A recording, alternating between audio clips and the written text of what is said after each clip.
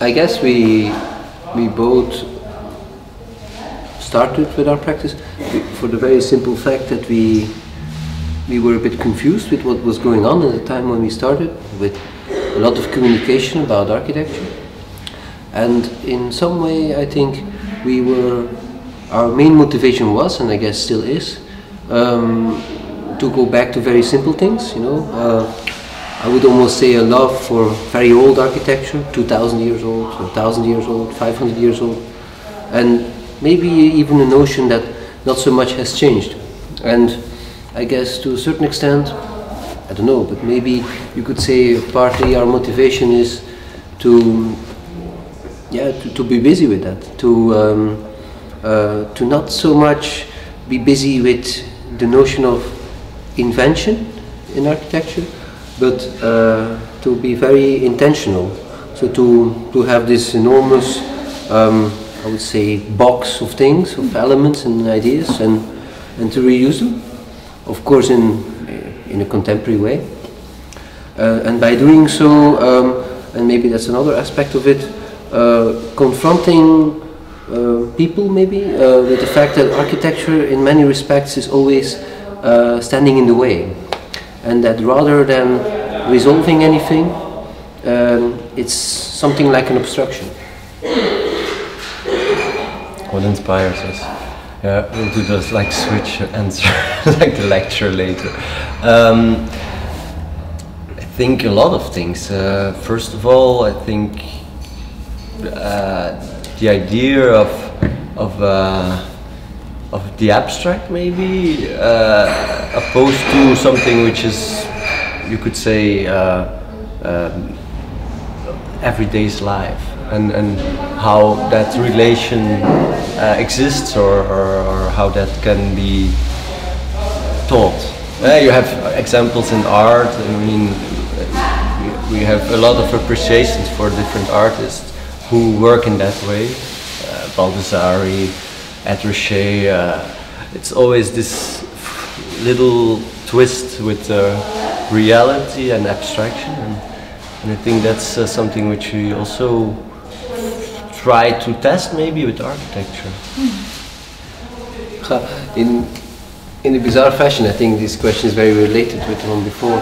So I guess, yeah, what's very provocative to us is to be confronted with amazingly good artwork, but at the same time also very beautiful landscapes. You know, I think we share both kind of strange fascination for Los Angeles, California, Nevada, things like that.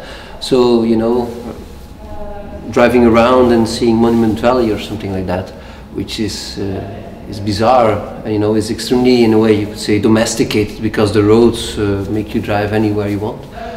But at the same time, it's extremely rough and wild. So I guess that's, I mean, an example of a possible provocation. Who knows? That's positive provocation. Yeah. Should it be negative? No, that's good. No. I think there's positive provocation. Positive provocations. Yeah.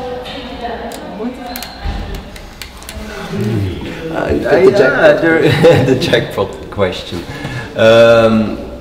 Well, I think there's already so much going on, so many things happening, that it's not about making things simple again, but to do with little things a lot. I think that's a big challenge. You see that we're spending so much means, so many things, and there is already so much. So why not going, taking one step back and looking at what there is, and trying to, let's say, deal with that. Yeah, economy of means. Yeah, extremely simple. I think that's a good slogan with that. It's the same, you see. I mean, it's economy of means. It's to be, I think, extremely intelligent, but without wanting to be smart, in the sense that you do not have to try to dissolve as an architect and to be too smooth. I think you can be intelligent and be extremely brutal at the same time. And I guess that in some way, with respect to the fact that life is such you cannot design anyhow, I guess that's really fundamental.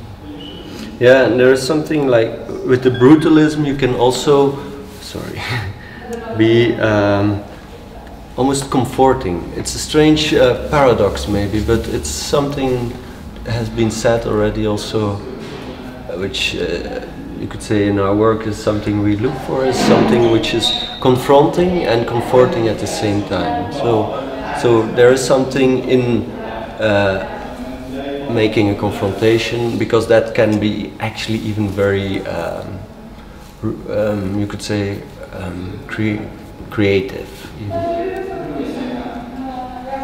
Yeah, what is there to add? Thank you. You're welcome.